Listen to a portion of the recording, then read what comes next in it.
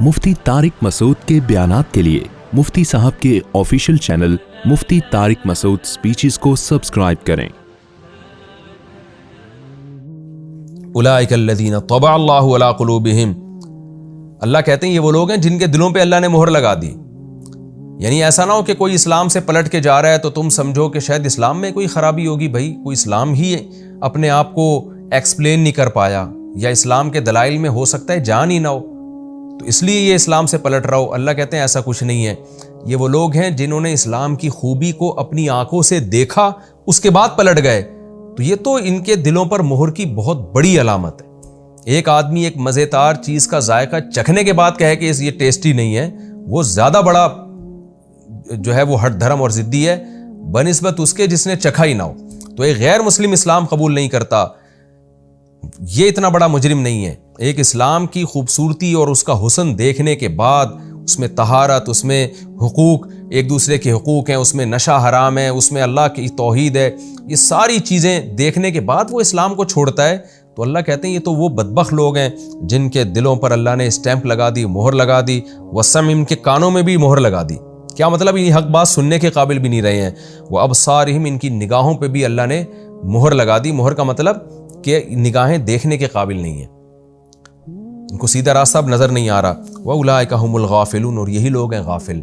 क्या मतलब? आखिरत से गाफिल, बस दुनिया की मस्तियों में पड़ गए हैं। ला जरमा अन्नहुम फिल आखिरति हुमुल खासिरून, कोई शक नहीं यही लोग आखिरत में हुमुल खासिरून। हुमुल का मतलब असल खसारे वाले, ये हसर के साथ है ना, दोबारा हुम का तकरार किया, यही लोग हैं खसारे वाले। यानी दुनिया में तो अय्याशी कर लेंगे, लेकिन आखिरत में जो असल बर्बाद होंगे वो तो ये लोग होंगे।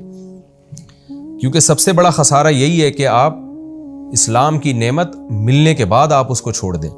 सुम्मा इन्ना रब्बका लिल्लज़ीना हाजरू मिन बादि मा फुतिनू। अब चूंकि इस आयत का एक शान नुज़ूल था ना, सहाबी रसूल थे जो मक्का में उन पर इतना जुल्म हुआ कि उन्होंने ज़ाहिरी तौर पर इस्लाम को छोड़ दिया, तो बाद में वो टेंशन में आए कि मैं कहीं काफिर तो नहीं हो गया, मेरे अमाल बर्बाद तो नहीं हो गए। तो अल्लाह ने उनको तसल्ली दी कि नहीं नहीं नहीं, अगर किसी को जबर किया जाए, वो ज़बान से कलमा कुफ्र कह दे, तो अल्लाह उसको सज़ा नहीं देगा। और ख़ास तौर पर उन सहाबी ने तो बाद में हिजरत भी की, और हिजरत करके नेक अमाल भी किए उन्होंने, उनके लिए अल्लाह फिर अलग से तसल्ली की आयत नाजिल कर रहा है कि सुम्मा इन्ना रब्बका लिल्लज़ीना हाजरू। फिर एक बात यह भी है कि तेरा रब उन लोगों के लिए जिन्होंने हिजरत की, मिन बादि मा फुतिनू, बाद इसके कि उनको मुसीबतों में डाला गया। मक्का में इतने जुल्म हुए, तो वक्ती तौर पर तो ठीक है उन्होंने ज़बान से कलमा कुफ्र कह लिया, लेकिन उनकी कुर्बानियाँ भी तो देखो ना। इन फितनों में मुब्तला होने के बाद अपने आप को दीन पर कायम रखने के लिए, उनको ये डर था कि ऐसा ना हो हम कुफ्र में ही चले जाएं, दीन पर कायम रखने के लिए उन्होंने हिजरत कर ली। तो सुम्मा जाहदू, फिर नबी के साथ मिलके जिहाद भी किया, वसबरू, और सबर भी किया। इन्ना रब्बका मिन बादिहा लगफूरुर रहीम, तो तेरा रब इन सब बातों के बाद गफूर भी है, रहीम भी है। यानी वो तो इससे पहले भी गफूरुर रहीम है, तो जिसने इतनी बड़ी बड़ी कुर्बानियाँ दे दी, वो उसके ईमान को ज़ाया क्यों करेगा? उन सहाबी ने तो बड़ी बड़ी कुर्बानियाँ दी, हिजरत भी की, जिहाद भी किया, सबर भी किया, तो अल्लाह कैसे उनकी कुर्बानियों को ज़ाया कर देगा? तो अल्लाह तो और गफूर है और इनके लिए और ज़्यादा रहम करने वाला है। तो ये हमारा रुकू अल्हम्दुलिल्लाह कंप्लीट हो गया। सूरह नहल का रुकू नंबर 14 और 20। ये रुकू भी आसान है, और इसमें जो अहम मजमून था वो अहम मजमून यही था कि एक तो कुरान की जो आयतें मनसूख हुई हैं उसमें हिकमत थी। नंबर 2, रसूलुल्लाह सल्लल्लाहु अलैहि वसल्लम की निस्बत जिसकी तरफ करते थे कि वो सिखा के जाता है, तो अल्लाह ने उसकी नफ़ी की। वो अजमी है, ये कुरान अरबी ज़बान में नाजिल हुआ है, और वैसे भी वो हमेशा साथ नहीं रहा। जब हिजरत की आपने मदीना आ गए तो फिर कहाँ से आयतें नाजिल होती थीं, फिर कहाँ से मजमून आते थे। तो ये एक फजूल किस्म का एतराज़ था जो मुशरिकीन ने एक जो है ना शोशा छोड़ा हुआ था।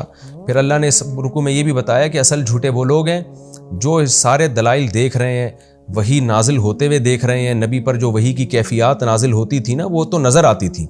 शदीद सर्दी में आपको पसीना आता था, ये सब अमल अपनी आंखों से देख रहे थे, और फिर मंसूब कर रहे हैं कि फ़लाँ बंदा सिखा के जा रहा है।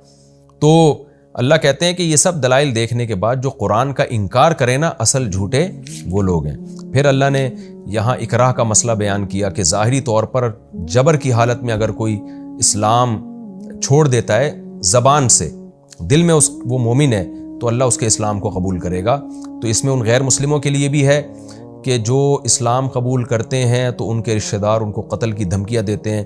ان غیر مسلموں سے بھی ہم کہتے ہیں، خاص طور پہ جو بچیاں ہیں، لڑکیاں ہیں اپنے گھروں میں، ہندو لڑکیاں، عیسائی لڑکیاں، سکھ لڑکیاں، وہ اسلام کو پسند کرتی ہیں، لیکن ان کو ڈر ہے کہ اگر ہم مسلمان ہو گئے تو ہماری سوسائٹی بائیکاٹ کرے گی، ہم بہت مصیبت میں پھنس جائیں گے.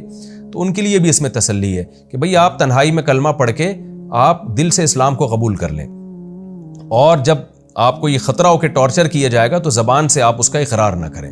مجبوری میں آپ زبان سے کہہ دیں کہ میں ہندو ہوں، میں سکھ ہوں، میں عیسائی ہوں، لیکن دل میں آپ اللہ سے اپنا معاملہ سیدھا رکھ لیں، اللہ اس کو بھی قبول کر لے گا. تو کتنی بڑی اللہ نے ان غیر مسلموں کے لیے بھی آسانی کر دی.